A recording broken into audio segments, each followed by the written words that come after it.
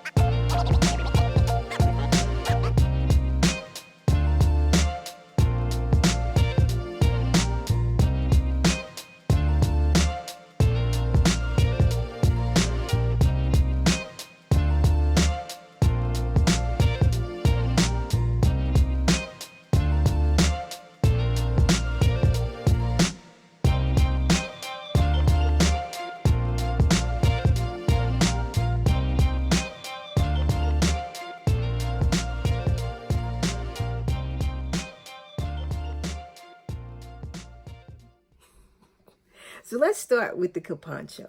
This is a free pattern, guys, on Ravelry. And I'm not even going to lie and tell you the name. It is free. And I want to say, if you follow me on Ravelry, I think I might explain what I did differently with the neckline, because I believe the original pattern has a cow neck on it, I believe. So I just wear it the cape way, right? Because you can wear it with the center spine in front of you like a traditional poncho, but I like that off the shoulder sexy business going on.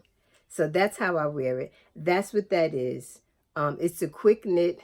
Again, I want to say this is bulky yarn, if I remember correctly, but it's perfect for this time of year, the transition between Mother Nature not being sure if it's still spring or she want to just sit out for a minute and let winter reemerge. You know, just a little something to put over your shoulders. So, and I will look on my Ravelry page to see what yarn this is. I believe this yarn, this was a Malabrigo yarn. I'm not even going to guess. I'm not going to guess. I will look it up and I'll put it in the down bar. But I tried to answer those that asked, and it definitely is the caponcho. It's free. If I didn't put a link, I will do that this time around. It's on Ravelry. And again, I know I did something different with the neckline. I can't tell you right off the top of my head, but I do believe that I did put that on my product page on Ravelry. So if you are one of the ones that inquired about what I had on last week, that's the answer to that, the caponcho. And I had to tell you a funny story about it. My girlfriend sent me a picture. Did I make that last year? I think it was whenever I made it. My girlfriend sent me a picture because this is not the first caponcho that I made. I made one a few years back in green. And I don't know what my girlfriend was searching, but she sent me a picture and she was like, I want to make this. And I'm looking at it and I'm like, that looks familiar. Even the young lady that was wearing it looks familiar.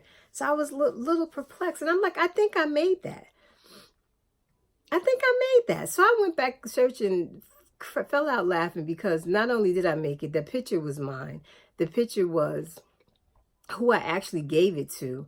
My ex, his niece, modeled it for me, and I gave it to her. And I was like, that's why the little girl looks familiar. Too funny. But that's what made me make another one, because I realized when she showed it to me, I said, I really like that thing. Where's mine? And then I remembered that I gave it to her. So, of course, I had to whip up one in orange.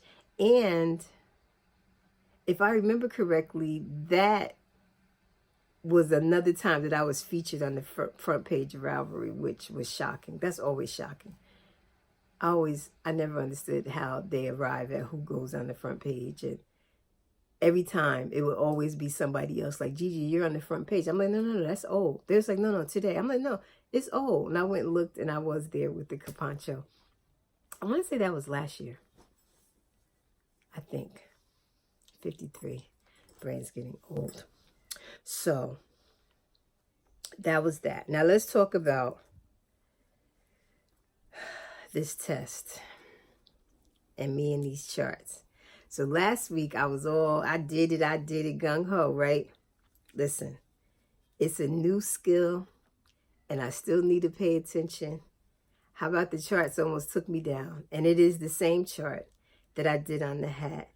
But I noticed a few mistakes, and what I'm not good at is going back, trying to figure out how to fix them without making more of a mess. So I opted to just leave it. But that decision of just leaving it allowed for that nagging voice in my head again to say, just tell the lady you finished the hat, you're not going to do the cow, because charts are not for you. Like, I was right back there instantly. As proud as I was last week, I was right back there, right? So I had to drag myself out of it. I had to say, you absolutely can do this, and you are going to finish this cow. You're not going to give up. And yeah, because I was bummed that I was making mistakes, and I couldn't figure out, was it me? And then when I started seeing the other testers post theirs, and I'm looking closely now because I know where my mistakes are, and I didn't see them. So I'm like, maybe it's just me. But at any rate, here's where we are thus far. I'm about halfway through the chart. So I'm going to keep going. I could have been done by now. I will be honest. I don't even know why people say that. I will tell you that I put it down for a couple days. Like, I really let the fact that I was making mistakes still after I did it with the hat get next to me. And I put it down. Like, I hadn't picked it up. And it's not like me. I try to knit something every day. And I put it down. I didn't touch it probably 2 or 3 days. So I could have been a lot further along than I am. But I plan on putting some time in with it when I finish with you guys. Definitely can't do it while I'm watching Game of Thrones. However, I will try to put some time in there prior to. But I said all that to say, if you follow me on Instagram, you know that every morning I have my tea and I pour my tea, and I always say, have a good day. I say have a fabulous day, because a good day is one thing, but have a fabulous day on purpose, right? And I say that every day. Sometimes I just say, don't forget, guys, on purpose, like, be intentional. Know that you're going to have a good day regardless. Don't allow anyone to pull you down, right? Your state of mind, your feelings are yours, right? Say that all the time. But again, I felt defeated. So it made me think of another thing. You know, we have this train of thought. I know I do, that if you don't win, you lose, right? And I'm like, no. I can't say that I necessarily lost. This is a big deal for me, right? So although I still struggle, this is progress. So I will take progress over a failure or over a quit, right? Because I'll never know if I can truly master these charts if I keep giving up every time I make a mistake. Does that make sense? So this week was a learning week. This week was get out of your own way, gay week. So I am still plucking along. So I'm positive that by next week it'll be done. And I will have updates for you guys. Because like I said, I'm like halfway through the chart at this point. And I think my floats look good. Like, I'm proud of myself.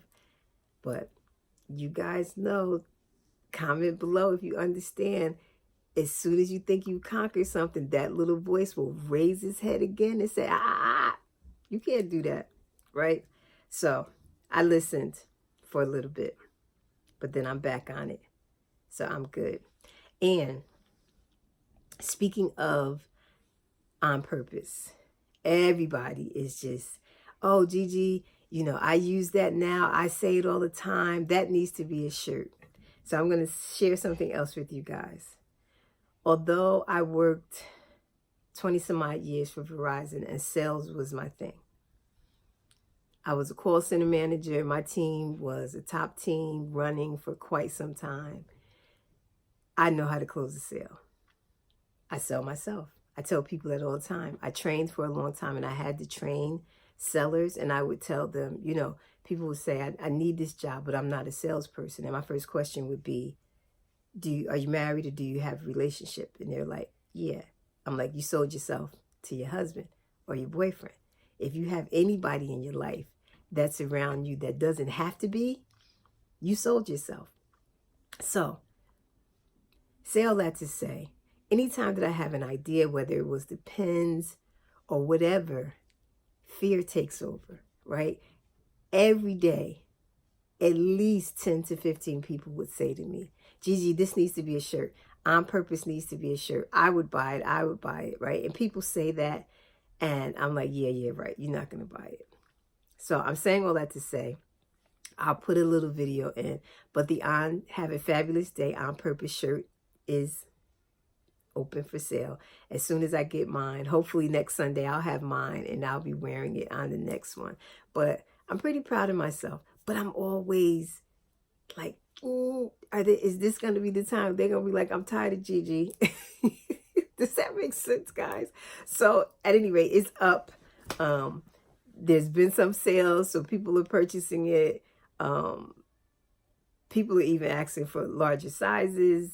You know, can I manipulate some things? So people are interested. So I'm excited about that. But I was scared, man. I'm always scared. I'm always like, this is going to be the time people are going to be like, whatever. Yeah, right. So the shirts are there. And although I slowed down for a bit, I'm back on track with my test knit. It's Honeycomb Sweet Home. And I believe the kits are going to be available at Stitches.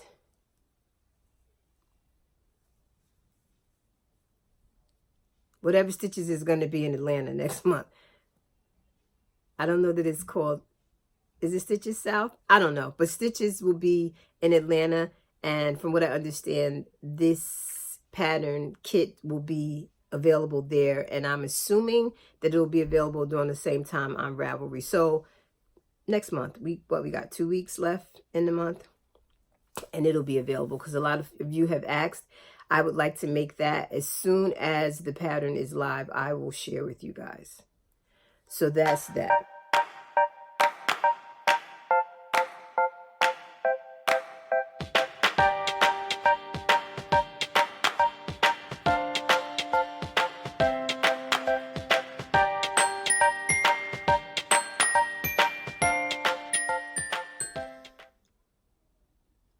What else did I want to share with you guys? Oh, Game of Thrones. So I'm going to say right here, here's your opportunity. If you haven't watched the first episode, I don't understand why you wouldn't have it not. But if you have not watched episode 1, season 8 yet, you might want to leave me alone at this point. I'm going to give you a few minutes. You gone? Okay. If you're not a Game of Thrones fan, thanks for watching. You can bow out at this point. No hard feelings here. I understand. Those of you that love Game of Thrones like I do, was your heart pounding? Were you sitting there waiting? What I did was, you guys know I rewatched season 7. And I got right up to the last episode and I stopped. So I waited to watch the last episode the hour before the new season started. So I was hyped once again, like yelling at the screen, like I didn't see it before. I was hyped. So I was ready. If you go online and you read, a lot of people's like, the first, it was and I don't think it was I think it was perfect. I did not expect them to come out gangbusters fighting. I didn't expect that, right? Because if you watched and you know where they left off, Jon and Dany don't even know about the dragon being back alive and them knocking the wall. They don't know that, right? They being nasty. They don't know, right? So it shouldn't have started with a war. It should have started just as it did. I think they did a very good job at setting the foundation for what's to come, right? There's, as always, all these moving parts. The people is so not feeling, who is this coming into our town? The North is like, you ain't no Northerner. What you doing here, right? So I think it was the perfect foundation. Perfect foundation. It laid it out for you. It basically said, get ready, right? Bran is strange. Bran is strange. He's strange because Jon was all hype and Bran was like, we ain't got time for this. Winter is here. Your dragon is a White Walker. We got stuff to do. Like, all that hugging and kissing business, whatever. And then Sansa is so not feeling Daenerys at all, period, point blank. So they don't understand why Jon gave up his title to her. They not feeling it.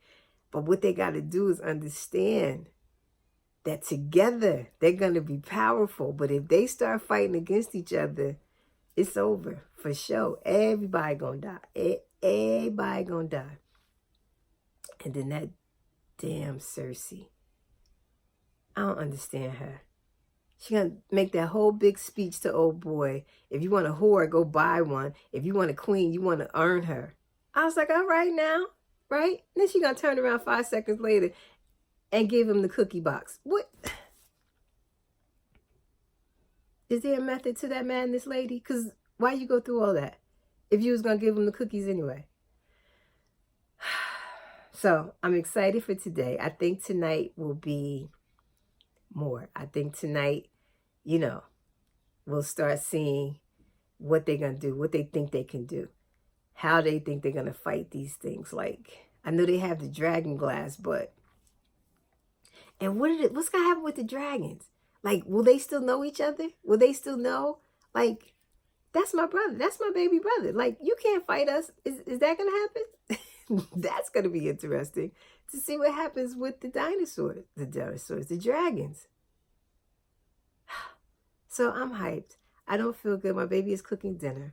I am going to edit this and then knit for a little bit and wait for 9 o'clock to come. Oh, it's like the whole world is in God mode, right? Because if you have a Shake Shack near you, they have a specialty shake that comes in a Game of Thrones cup.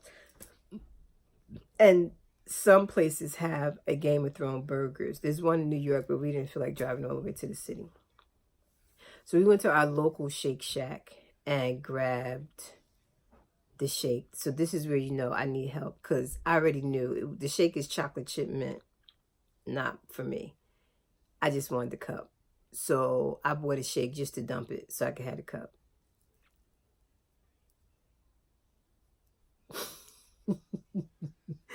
So, but this is what I want to say to you. So, we order our stuff and we get the shake, and the girl's like, oh, you want the shake? You guys watch Game of Thrones? I started to say, duh, But I'm like, yeah. She said, are you big fans? I'm like, yeah, we're big fans. So she said, there's one stipulation before you can get the shake. So Shelby and I were like, what's that?